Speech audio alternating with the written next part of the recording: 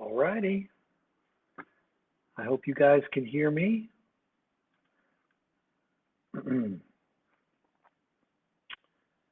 There we go.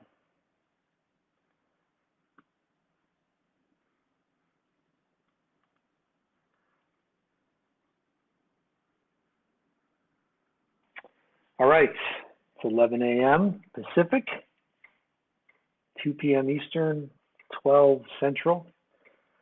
So we're gonna kick this thing off. I hope you guys can hear me. I think my AirPod singular, is connected. I think Alex Hatfield, one of our guys for ChampSchool and ChampU, is moderating. So if you can't hear me, Alex, just shoot me a text or something. But I think I'm on here.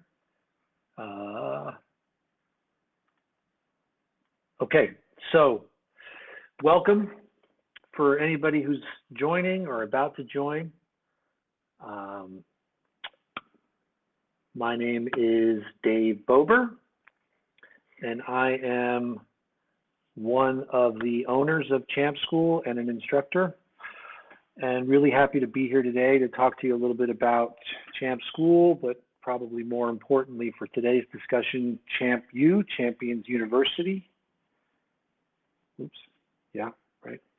A product that we launched a couple of weeks ago, a digital representation of our ChampSchool curriculum. Anybody who's bought it so far, just want to say a big thank you.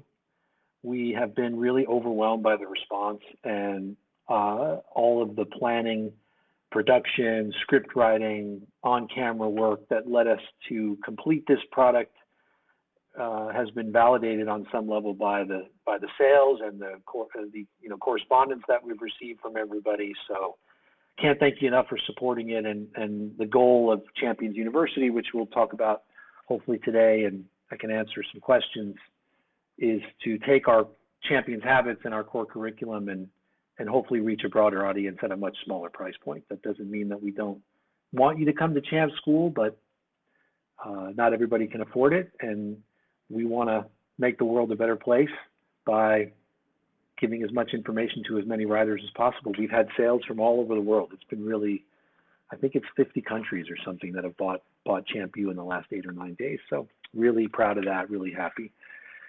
All right, I'm going to give you a little bit of background on me. Chris Paris was supposed to do this Facebook Live today. He had a bit of a family emergency, so I came off the bench for him, like a good 6-man should, for any of you basketball fans out there. I'm Dave.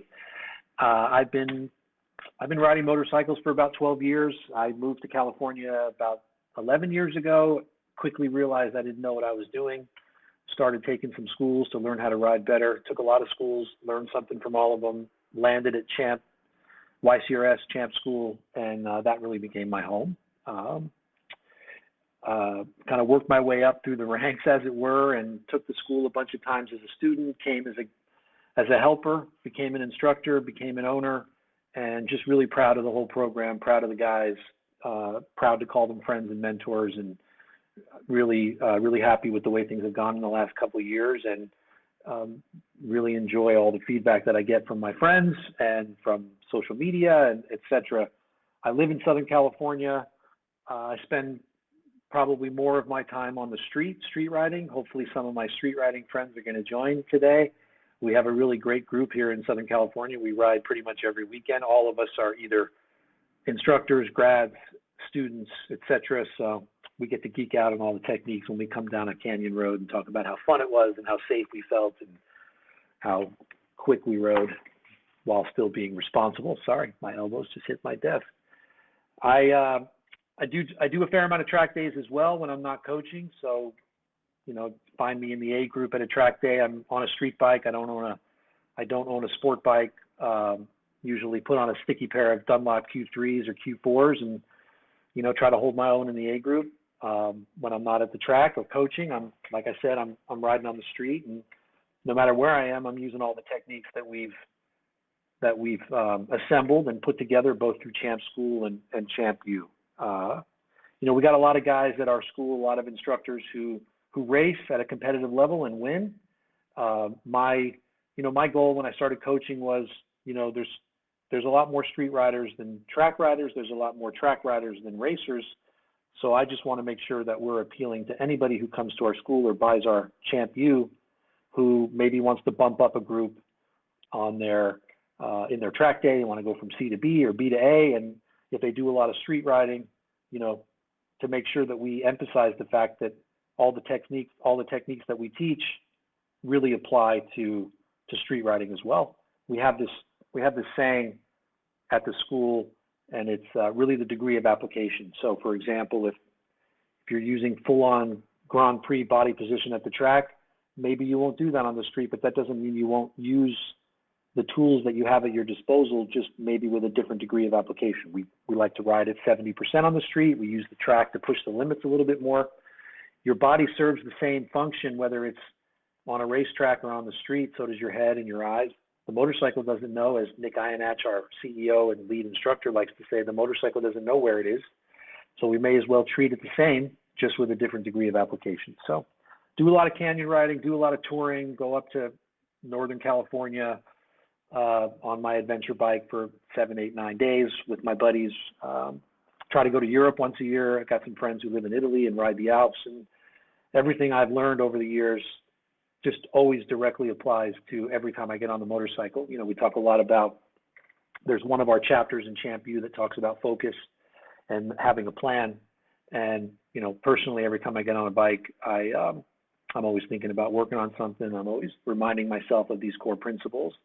And, it's just transformed my riding and, more importantly, my enjoyment of the sport. So I don't know how many people are on, but I would say that it would really be great if people asked questions. And I'm just scrolling down here. Good morning, Jacques. Good morning, Dave Lemer. Good morning, Robbie Weaver. He said, send it. I don't think we want to do that, but maybe we can send it on our computer a little bit more than we do on the bike. But thank you guys all for joining, and anybody who's going to be a little bit late and wants to join, I'm here to answer any questions. I've got my colleague Alex Hatfield here for any logistical questions regarding how to buy Champ U, how to sign up for the school. I don't see anything yet. So good morning, Jeff. So I will dive in a little bit to Champions University. So we had a very successful school for a number of years, ChampSchool, Yamaha Champions Riding School, and we've had students come through our program from all walks of life and all skill levels, from very beginner riders up to Moto America racers, and guest instructors from MotoGP like Bradley Smith, and Roger Hayden comes and coaches at our school, and obviously we've got Chris Paris and Nick Iannach, Kyle Wyman coaches at our school, and so and then you've got a bunch of guys like me who some race, some don't, but we've all gone through the program and been vetted by the Nicks and Chris's of the world to be able to impart whatever we can provide and whatever value we can add. It's a bit finite in terms of the amount of people that we can reach in a given year, because we're renting racetracks and hiring instructors, and it's a little bit more of a logistical thing. And I think about 1.5 years ago, we started talking about, hey, we should convert our core principles to a digital format so that people at home, people around the world, people who can't make it for one reason or another, can get the nuts and bolts, the X's and O's of how we teach and why. And that was the genesis of Champ U. So it is a digital representation of our curriculum. It's broken out into numbers of chapters. There's really fun quizzes you can take at the end to see if you've absorbed the information. You can go back and listen again and take it again. You own it for as long as you want. It's it has a very low price point. And again, we've just had tremendous feedback from the community, and that just, in addition to obviously, wanting it to be profitable and cover our expenses, we really want to reach more people, and the feedback has just been great. So again, anybody who's bought it, thank you. Anybody who's thinking about it, ask away. We just felt like it was a natural extension of who we are and what we're trying to do. So you come to our school, you learn our core principles, like things like, focus and having a plan, or the fact that grip is finite. There's only 100 points of grip, and how do we use How do we stay within those 100 points by using brake pressure, lean angle, or throttle and lean angle, depending on which tire you're talking about. Radius equals miles per hour, how we're going into a corner and coming out of a corner when you're at that point when the bike's leaned over. How does miles per hour affect your radius in a turn? We see a lot of gnarly things on the street.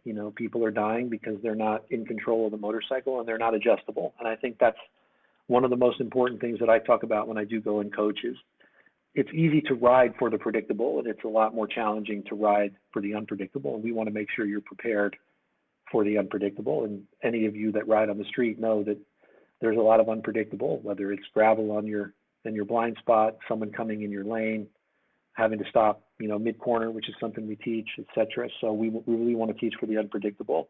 We talk about the umbrella of direction, which really means that everything we teach falls under the umbrella of direction. We ride for the direction change, not for a specific point. There's no X on a canyon road that says you turn in here. So it's all about using brakes and your eyes and your body to get the bike pointed in the direction that you want to, with a degree of safety that allows you to be adjustable if you need it. We talk a lot about body position. I've had a lot of conversations with my buddies riding on the canyon roads and obviously at the school, and should you use your body on the street? And we say, yeah, sure. Do we want you hanging out and dragging your knee? No, probably not. But there's no reason why you shouldn't use all the tools in your toolkit to get maximum benefit from everything you've learned. So, if 10 is Grand Prix and 0 is no body position, when we're riding on the street and we're in the canyons and we're having a good time, we're probably at between 3 and 6 in terms of the level of body that we're using. Personally, I like to move around a little bit when I ride on the street. It just makes me feel like I'm in the flow and more comfortable. So if somebody said, don't move X part of your body when you're street riding, I think that would throw me off a little bit. So maybe my butt crack's not to the inside of the seat when I'm on a canyon road, but maybe a little bit of my butt moves over. And I think that's part of what you all should be playing with to find your comfort zone. We're all different sizes, different ages. We ride different motorcycles. None of us can look at you and say, this is exactly how much body you should use. Maybe you're not flexible enough to use as much body as Chris Paris, who is married to a yoga instructor and can probably stand on his head and kiss his toes. That's a subject for another day. But, I'm 55 and I move around okay, but I've got limitations just like everybody else. So principles are the same. Degree of application changes, but in the end, the tools are there to be used and to help you achieve whatever your goals are at the pace that you decide you're comfortable with more safely, right? We talk about, on our sleeves of our uniforms or our tracksuits is faster, safer. Could be safer, faster. It's both, really. We're not trying to get you to come to the school or to log on and take our ChampSchool curriculum because we just want everybody to go quicker. At the same time, nobody I know buys motorcycles to go slower. So, it's a fine line. It's a needle that it's important to thread that needle a bit, right? We want you to graduate into the pace that maybe you aspire to graduate to, but we want you to do it incrementally so that you're not going over your 100 points of threshold, so that you're not scaring yourself and deciding, oh, I've had enough of this, I'm going to quit. We're trying to keep you from falling down, and we're trying to teach what the best in the world are doing so that you can use those tools in any environment. I'm just going to take a quick segue here and see if there's any questions. I have a hyper naked that I take to the track, Kevin. Tape the mirrors, put on some hyper sport street tires. End of the day, take the tape off the mirrors, and I can ride that same bike the next day. And if you've come to our school, which some of you probably have, and you've seen our lead instructors rip around on MT10s or FZ1s, man, it's hard to argue with the idea that if you want to ride your street bike on a racetrack and you want to go quickly, that you can't because you're not on a sport bike. That just is not true. And when I was a student, those instructors were really inspiring to me. I really wanted to ride a street bike on a racetrack, whether it was a naked or even a touring bike, and it's totally possible, and you can go around pretty good. So let's see.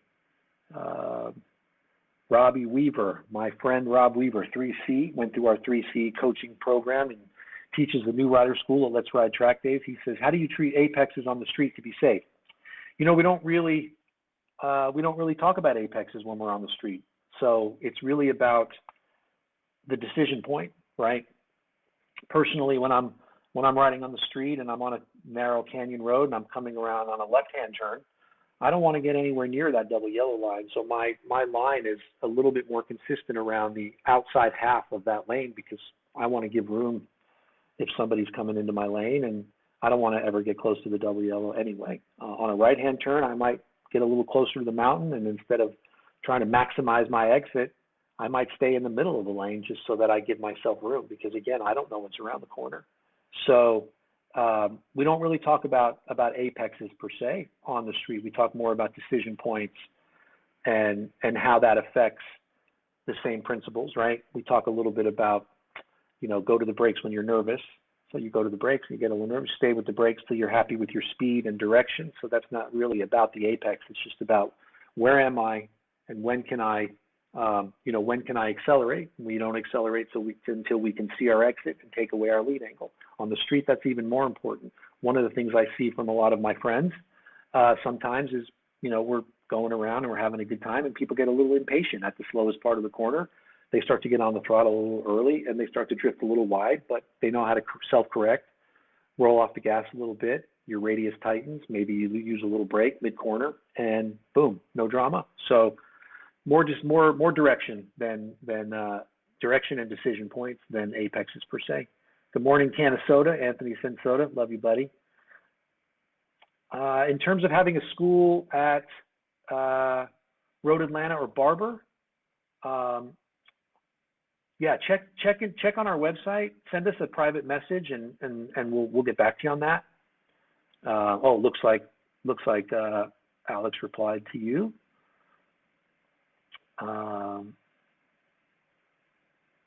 Scott Ryberic says he's unable to watch on his computer, but he has it tapped onto his phone. If you're having trouble, try checking on your phone. Okay, so that's for the group. Sounds fun. Let's see what else. The program online, Tricia, there's about 1, 2, 3, 4, 5, 6, 7, 8, 9, 10, 11, 12. There's 13 chapters in our Champions University. And it basically covers, I would say, pretty much everything at the core fundamental level that we think is the most important for every rider to master and have in their toolbox.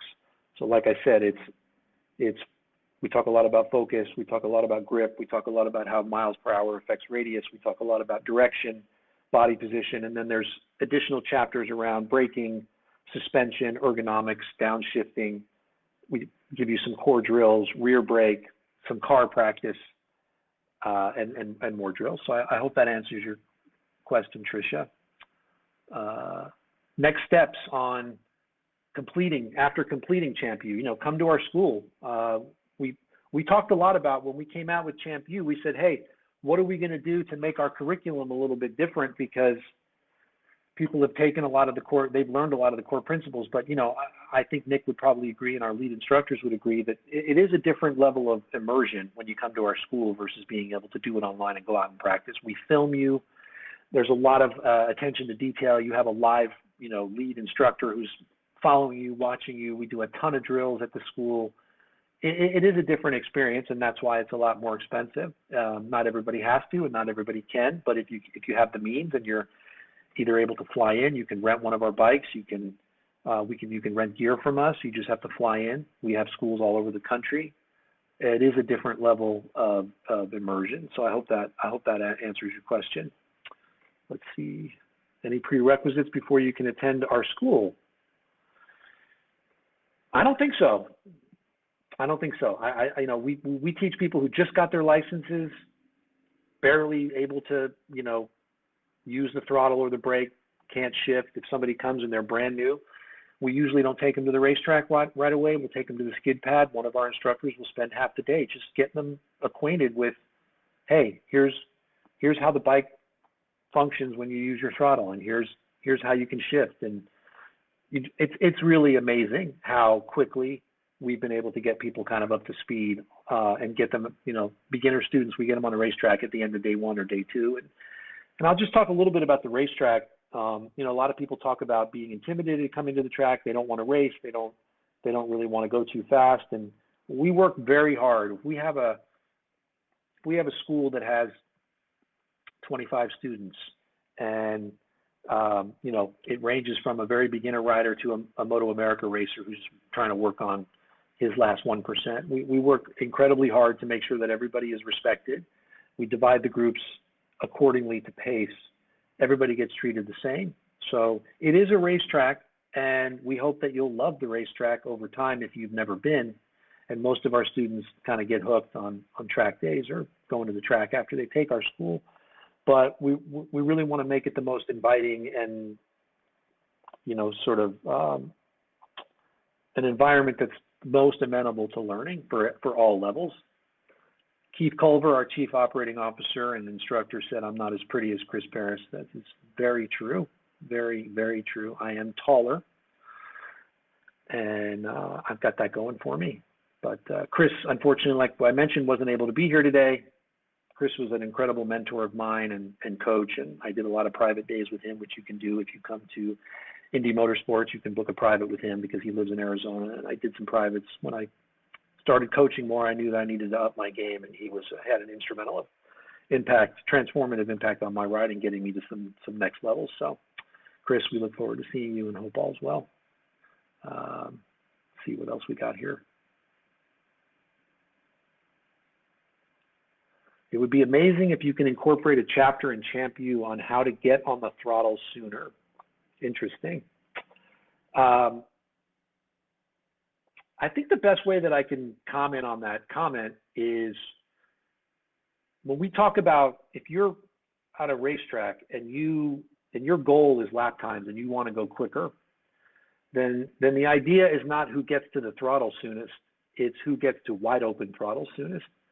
So if you're a little greedy with the throttle and you get on the throttle too early, then you're not going to be able to get to wide open throttle as quick as somebody who's been a little bit more patient with the throttle and can maximize the exits on a racetrack. The reality is that we call the slowest part of the corner for a reason, because the goal is to get in and get away from the slowest part of the corner as quickly and efficiently as possible. And that's why we emphasize trail braking so much, which is keeping your hands on the brake lever past tip in and trailing off the brakes as you're adding lean angle points. So there's an inverse relation. The more lean angle, the less brakes. The less lean angle, the more brakes you can carry going into a turn. But we want you to keep holding your brake pressure until you're happy with your speed and direction.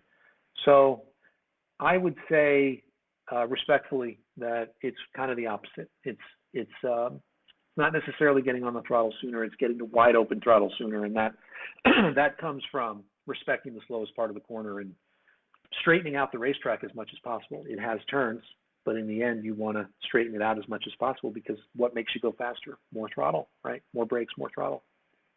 So I hope that helps. What else do we have? Thank you, Tricia. Your code Jeff is coming to our class in Indy. Do you have an established approach to unlearning my 20 plus years of figuring it out myself? Great question. Great question, Jeff. When people come to the school, we always say that one of the first things that Nick says is, we're going to give you everything we've got as instructors, and all we ask in return is that you give us everything you've got and come in with an open mind. And that hopefully sets the stage for a question like this, which is, as long as you come to us open-minded, willing to try things that we believe the best in the world are doing, we're confident that you're going to organically unlearn a lot of the things that you learned. And I can't tell you how many conversations I've had with students who have said, man, I was, riding the wrong way for so many years. I think the expression is, it's not riding for 20 years. It's riding the wrong way for 1 year, 20 times. I probably messed that up. Nick will say it better than me. But the other expression we use a lot is practice doesn't make perfect, practice makes permanent. So you may have been practicing some bad habits for 20 years. So you come to us, Can you tell us what those habits are? We're going to follow you around. We're going to film you. We're going to talk to you about, hey, if you're getting off the brakes before tipping, you're leaving a lot of free speed on the table, but more importantly, you're not taking advantage of what the bike can do from a suspension standpoint, from a direction standpoint. Maybe you're not moving your body enough because somebody told you not to, or you're just not comfortable doing it. And body position can be uncomfortable in the beginning. You're hanging off the bike, and that might feel awkward initially. We're going to help you through that. So, great question. I love that question. I wish I had more time to answer that question more, but you can always PM me and we can talk about that. Where can I access the online course? I think Alex is going to answer that. Do I need to have my own Yamaha bike to join the academy? What's the ideal kind of bike to learn about skillful motorcycling and what capacity? Great question. Every bike is an ideal bike. Baggers, they function the same. Speed and direction, sport bikes, naked bikes, touring bikes, adventure bikes. You don't need a Yamaha bike to join the academy. Champions University is literally for everyone that wants to ride a motorcycle better than they do now. For anybody that wants to ride that doesn't ride, it's really for anybody on any bike. So that's really the best way I can say it. I love it. Thank you so much for the questions. That means I don't have to drone on about stuff that maybe you don't want to hear, or maybe I just talk too much, as my colleagues like to say. Anthony Sensoda says I'm prettier than KC, and that also is very true. And I am proud to be better looking than Keith Culver. We have lots of schools in New Jersey, Bob. Jackie Stewart, Formula One champion, says, don't go to the throttle until you know you can stay with the throttle. Yes, Scott. Scott Rybaric, one of our instructors, accomplished racer, incredibly smart dude, very close friend of mine. I always call him for advice. We always say when we talk about things that aren't motorcycle related that everything's motorcycling. Everything comes back to motorcycling.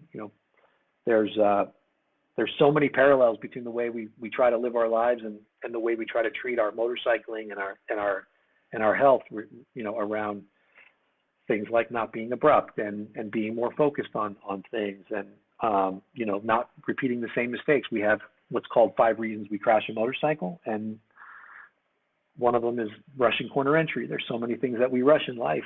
Another is being abrupt. Another is lack of focus. Repeating mistakes is another one, and then cold tires. We want to warm up the tires before we work them. We want to be able to load the tire before we work it, which we talk a lot about in Champions University around 100 points of grip. So yes, Scott, absolutely. Wide open throttle. Thank you for joining. Sean Maddock, another one of my buddies who I ride with on the weekends, has helped us a ton on some video stuff, and just a real friend of the school. I helped coach a brand new rider at one of the schools who literally only learned how to ride a motorcycle 3 days earlier in an alley. I was blown away at his progress over a 3-day period. I wish I had access to this kind of resource when I started riding. My learning curve would have been much, much steeper. Thank you, Sean, for the kind words. And I've watched Sean come in as a very accomplished rider, Arma racer, I think maybe Wera too. And so it was already quick when he came to us, but his riding has gone to a whole other level. I think all of his riding buddies would probably agree, and we've had him come and help, and he's a videographer, so he's done a bunch of cool stuff for us on the marketing side.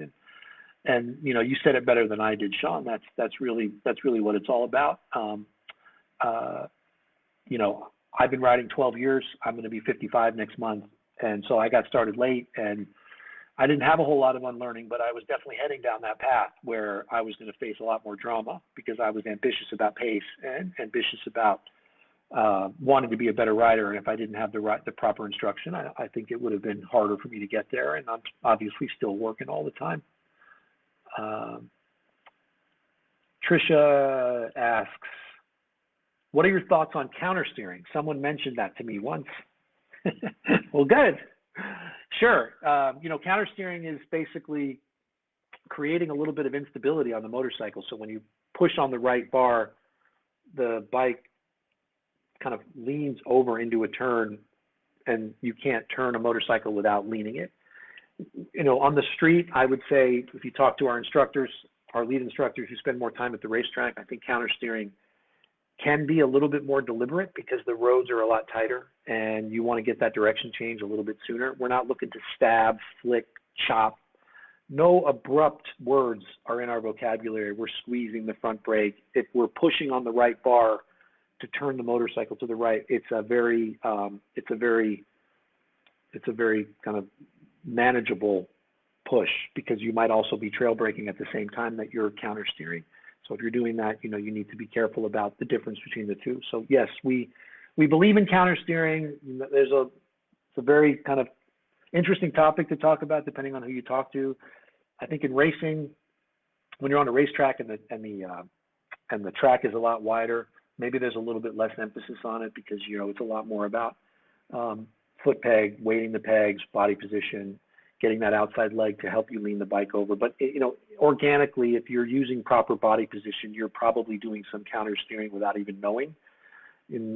For example, if I'm going into a left-hand turn and I get my body to the left, my left hand might push on the bar a bit. So we're not looking for it to be too deliberate. Maybe you can focus a little bit more of it on the street, but yes, counter steering is absolutely part of motorcycling.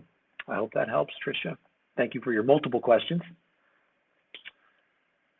Here's Anthony Sensoda, another buddy of mine. Thank you for joining, Anthony. I can tell you I learned more in my first 2 champ schools after 20 years of riding, starting at a young age, and have been faster and safer on both dirt and street, along with feeling safer in the car day to day. Yeah, well said, Anthony. And in the end, we don't really talk too much about, unless you're racing or lap times are important to you. When you come to the school, we just want to make sure that whatever your goals are, that we help you meet them, but we do it in a way that's responsible and with the foundation that that the best in the world are doing this, and we would encourage you to do this. And the bike doesn't know, as I said earlier, whether it's on a track or on the street.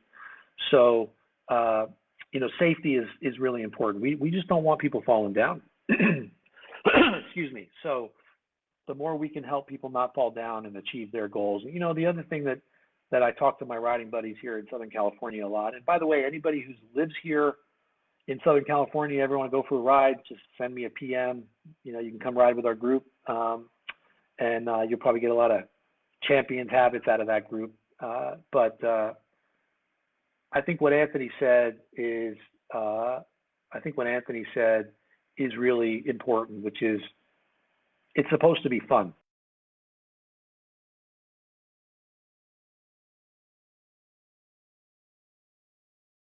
Ride, you can be focused and you can be working on stuff and you can really have a good time as well.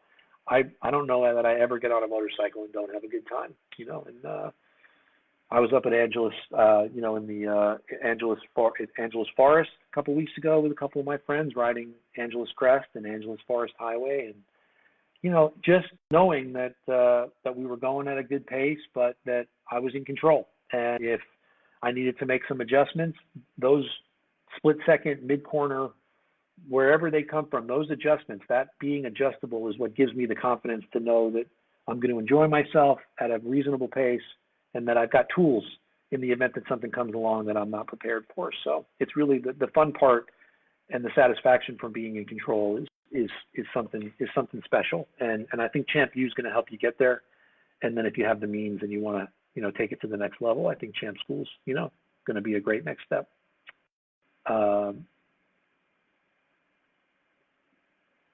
Do you find that new students say it's easier to lean left versus right due to trying to maintain throttle? This is me. Justin, yes, absolutely. Most people have one good side and one side that they don't like as much. A lot of times it's the right because you're managing throttle with that right hand.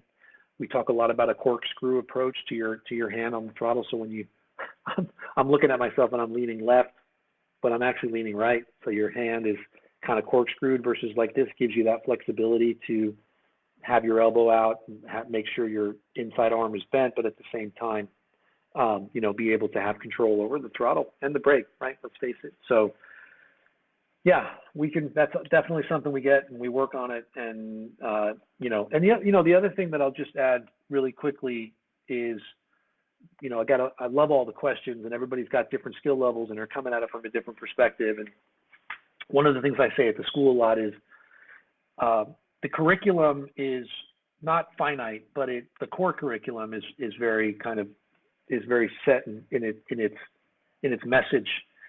And it doesn't matter whether you're me hanging in the A group on a street bike or riding on the street, or you're Chris who's racing an Army of Darkness in the endurance racing and just kicking butt, winning all the time with him and his teammates. That we're all working on the same stuff. It's just the degree of application. When I asked Kyle Wyman, who won Daytona a couple of years ago, what was it? What got you over the finish line first? And he said, I respected the slowest part of the corner more than anybody else did. I was able to get better exits, and I went slower in the slow parts, which we say a lot. Yay, the most crashes on a racetrack happen in the slowest corners, and those are the least important ones in terms of lap times. And Daytona is a wide open track, but he was able to use slowest part of the corner. So, yeah, I think those kinds of things are super important, and that's where you're going to get. You're going to be able to drill down into some of those specifics.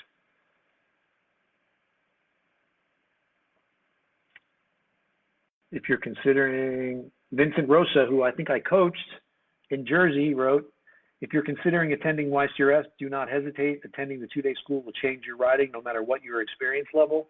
I've attended the two-day school twice, and both times came away a better rider. Do not hesitate. Vincent is not slow. Vincent does race. Vincent was an excellent student, so thank you, Vincent, for your kind words, and we appreciate it. Bradley Dodds, one of my riding buddies here in Southern California. For someone who feels like they've peaked in pace, what is something that they could work on that would build their pace in a safe way? For someone who feels like they've peaked in pace.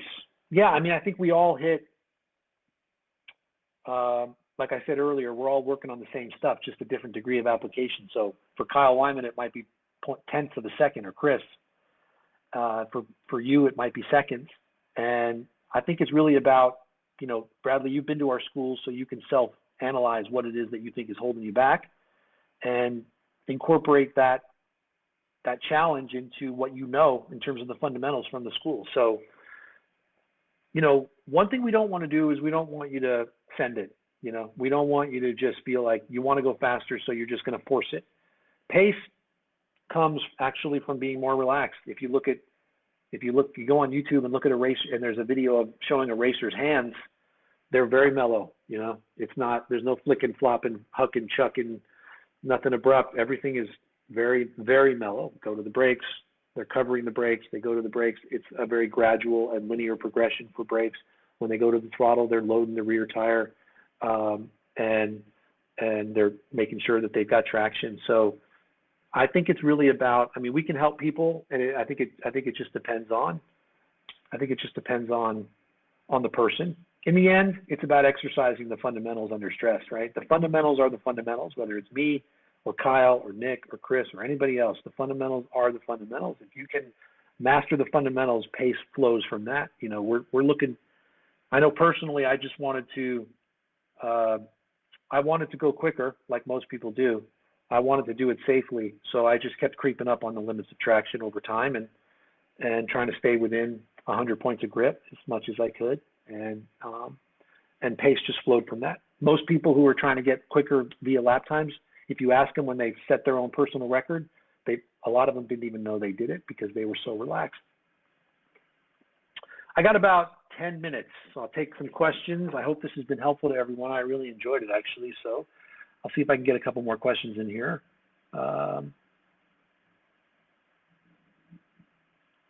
Dave Lemer writes, my riding has never been ego-driven. I just wanted to learn the right way. YCRS got me addicted to learning.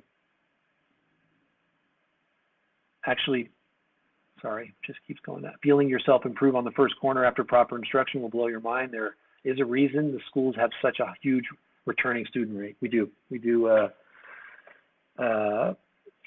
a lot of return students, so thank you, Dave. We really appreciate it. Alex, I was Alex's first coach, and he's come a long way. He's racing amateur now, and he's part of our family and doing a lot of stuff for us, and just joined us in a more official capacity recently. So, Alex, thank you, and you're a eager and great student, and that's all we can ask for. Your riding's come a long way, so we're proud of you. We're just about out of time, according to Alex. If If you have unanswered questions, please email us. Thank you. Let's see, anything else I can? Here's Robbie Weaver. I started at YCRS at 60. Now he's 68. I'm faster and safer than ever.